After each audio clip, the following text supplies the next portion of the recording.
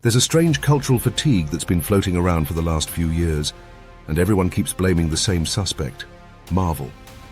Marvel is boring. Marvel is repetitive. Marvel is dead.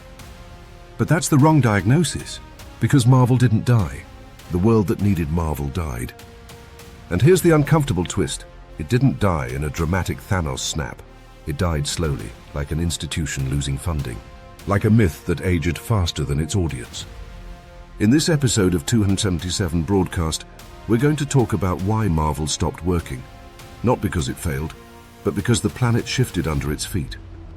We'll explore the history, the sociology, the collapse of collective narratives, and why the superhero genre is now performing CPR on a world that no longer believes in heroes. Stay with me. This one is fun and depressing in equal measure. Marvel used to be mythology, not cinema mythology. Mid-century industrial-grade American myth-making. In the 1960s, 1990s, the US was boiling with identity crises, mass migration, civil rights movements, Cold War paranoia, rapid technological optimism, and the rise of individualism. Sociologists like Benedict Anderson talked about imagined communities, societies built around shared stories. Marvel was one of those stories. Spider-Man wasn't just a kid with webs. He embodied the anxiety of the precarious worker decades before economists invented the term gig economy. The X-Men weren't just mutants. They were a digestible allegory for race, sexuality, genetics, and fear of the other. Iron Man was Cold War tech fetishism turned into a personality. Captain America was propaganda with great shoulders. These characters made sense because the America they came from actually existed. Optimistic, industrial, unified by myth, terrified of external threats, and convinced that technological progress equaled moral progress. But then the 21st century happened, and that world evaporated. Marvel today is trying to speak to a global audience living inside a fractured timeline. Not a nation with a dream, a civilization with a migraine. We live in a world where attention spans collapsed, politics polarized beyond repair, trust in institutions hit historic lows, and culture no longer shares a single future. Marvel was optimized for a world where the good guys and bad guys were clearly labeled. But today, good and evil are hashtags that expire every 48 hours. People don't want a hero. People want therapy, chaos, anti-heroes, memes, and 12-second dopamine hits.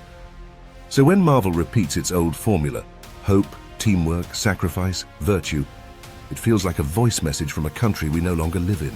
A postcard from a universe where optimism wasn't cringe.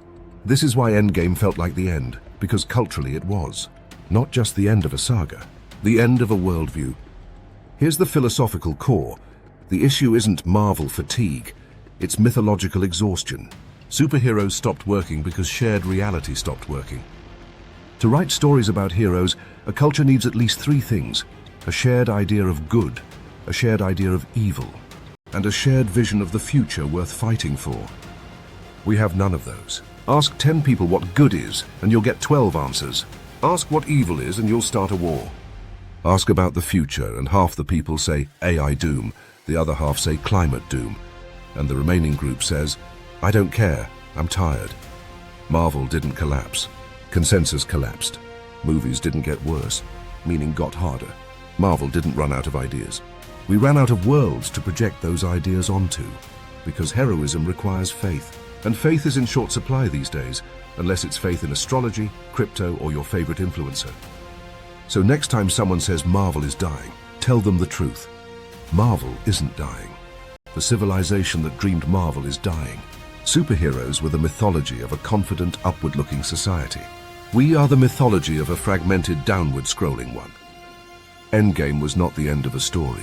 It was the end of an era, and everything after it feels like an afterlife with great CGI.